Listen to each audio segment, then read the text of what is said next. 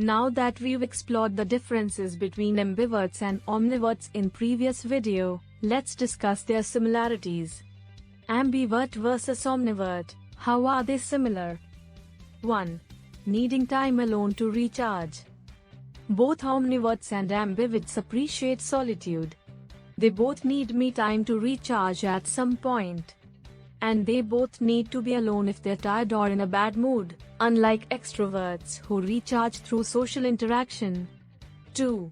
Confusing people around them. Sure, ambiverts are generally more balanced than omniverts. However, like omniverts, they can confuse those around them.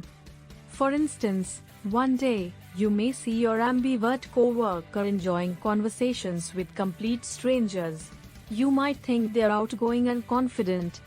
The following day, you may see them having lunch by themselves and avoiding interacting with others. As for omniverts, they can be even more perplexing because there's no in-between.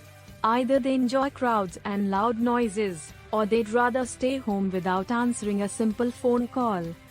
Both personality types can make you wonder, are they super social or quiet? 3. They may be mistaken for being bipolar. People often confuse those who aren't classic introverts and extroverts with being bipolar. That's a big misconception. Ambivert and omnivert are personality types. People with a former personality are adaptable to the environment. They may not be exceptionally social and may have mood swings, but generally speaking, ambiverts are more balanced. Likewise, omniverts experience mood swings, and that affects whether they transition to extroversion or introversion. Still, in both cases, ambiverts and omniverts function normally. Instead, bipolar disorder is a mental health condition. People with bipolar disorder fluctuate drastically from happiness to sadness without an obvious trigger. They can have episodes of mania, hypomania, and depression, all of which impair their daily activities and health. 4 signs you might be an omnivert. Now for the big question, how do you know if you're an omnivert? Here are 4 telltale signs that you're probably an omnivert. 1. Your MBTI score changes by the day.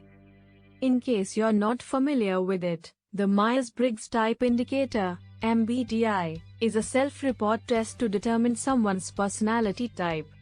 The first letter of the test results indicates introversion, I, and extroversion, E. Followed by that are 3 letters to describe how people gather information, make decisions, and deal with the world.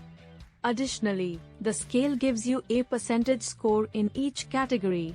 So, you might be an introvert, but identify with some extroversion characteristics.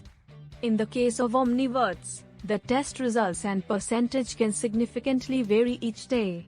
That's because some days you're an extreme extrovert, while on others you shift to a classic introvert. 2. You're an emotional roller coaster.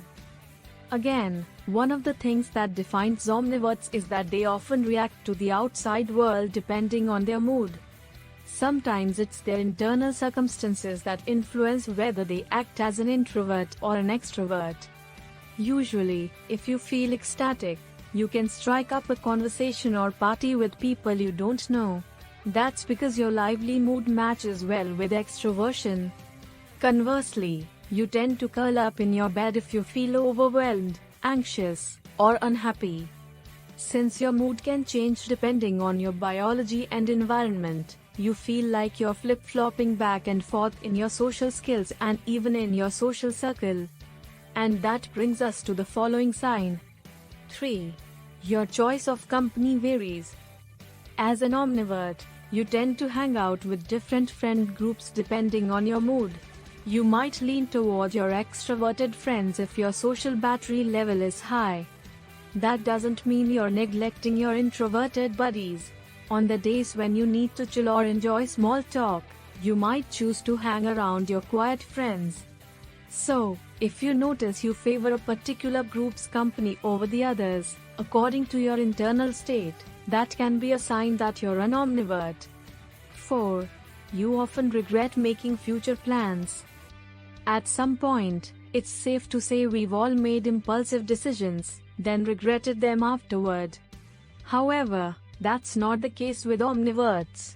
You're constantly shifting from an upbeat personality to a reserved one.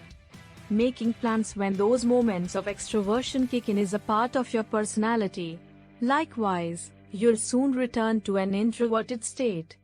That means it's inevitable that you often make plans but don't feel like following through when the time comes. The dilemma of wanting to socialize but soon losing interest can be overwhelming. However, it's just the life of an omnivert.